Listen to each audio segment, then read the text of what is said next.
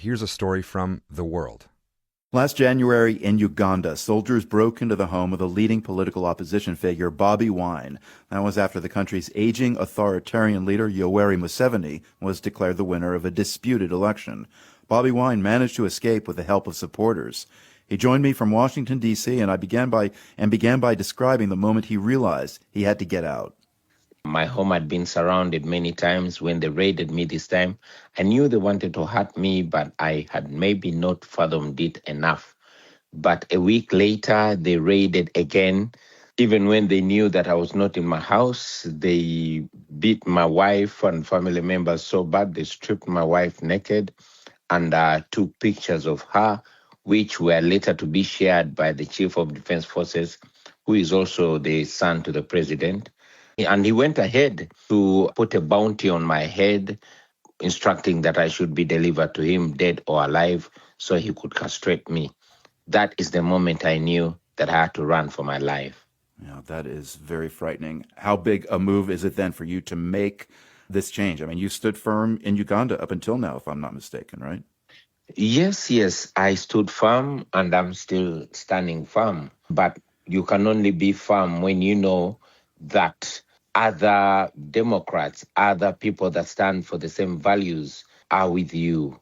I thought it was very important for me to seek the indulgence of the world, most importantly, the free world, like the United States of America, which is, for all purposes and intents, the wind beneath the wing of the dictatorship in Uganda.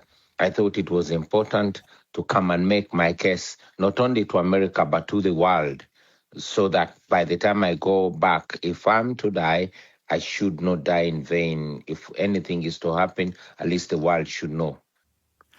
And how much do you worry about changing political winds in this country that would keep protecting you? Do you have voices in the U.S. Congress who know you're here and understand what's at stake for the future in Uganda?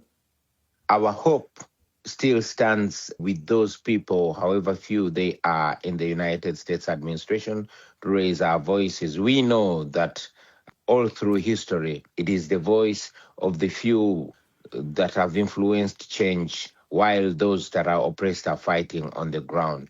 So while those our comrades in Uganda are still standing, holding fort, and trying to ensure that they don't give up, we largely rely on the influence of the United States, well knowing that the Ugandan government depends on the United States decisions.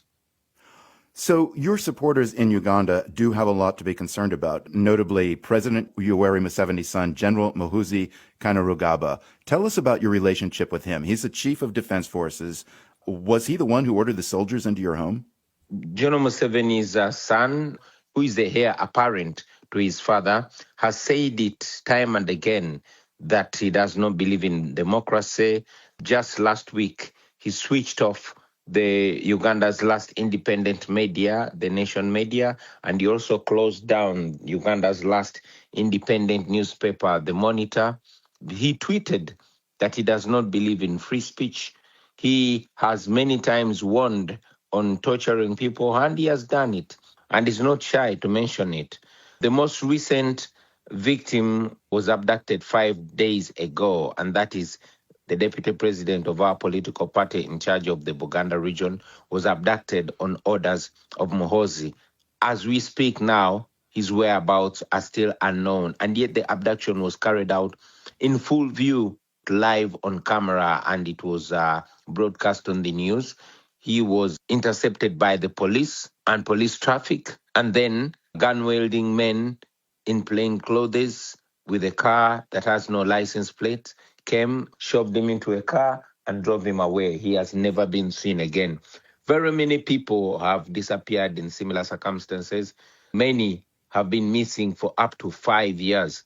The same man, President Museveni's son, has killed many of our friends, and he came out just this year to take responsibility. He tweeted and said he has killed only, and underline only, he said he has killed only 24 of my party members, and he wanted the 25th dead body to be me.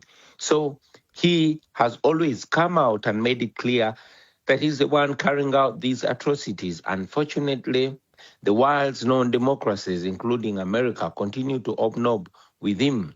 Just recently, a few days ago, the acting ambassador of the United States was standing shoulder to shoulder with General Muhoozi after he abducted the former Lord Mayor of Kampala, who is also a senior lawyer. Yeah, and Bobi Wine, you said that General Kainerugaba, that's Museveni's son, he does not deny these allegations? No, he does not deny these allegations. As a matter of fact, he takes pride in them. If you follow his Twitter handle, he comes out and tweets he ordered the abduction of the former Kampala mayor. Bobi Wine, you're a relatively young politician who is connected with people in Uganda in a very grassroots way as a musician with thoughts about your country. People see you. They've seen you in concert. Let's contrast that with a different cohort of politicians and leaders who seem less connected to the public. We can name, well, the son of Uganda's president, whom we were just talking about, or Nayib Bukele, El Salvador's authoritarian leader, who has a very savvy online presence. How do you see these young leaders in contrast to yourself? I owe my popularity to the music. My music has always been on social issues. It has always been activist and revolutionary music.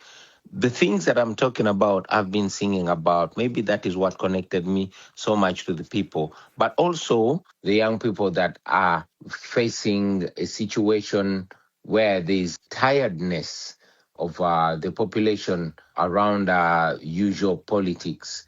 Do you worry that the youth of Uganda are disillusioned with the vision of democracy at this point? Yes, I worry, but I don't worry so much because I'm aware that for the last 7 or maybe 8 years, there's been a massive awakening of the young people of Uganda. Yes, they are really getting tired of elections because they have gone to the polls. They've elected their leaders, but their leaders have not been declared. We have had in the 2021 election and even in the most recent, many leaders were elected by the people and the declaration of results forms are there. But the regime has gone ahead to declare its own choices winners, even when they come out as in the third or fourth position. This has made the young Ugandans doubt democracy. We are Democrats. We believe in democracy, but we also know that we alone cannot achieve democracy, that democracy is not a one-country effort. It's an international effort. We are a young country. The median age in Uganda is 16. Uganda is the second youngest country in the world, but it is ruled by people in their late 70s and 80s. It reminds us that we must focus on institutions that outlive human greed and human interest, that Africa's problem and the world's problem are the leaders that get drunk on power. Bobi Wine is Uganda's leading opposition figure. He joined me from Washington, D.C.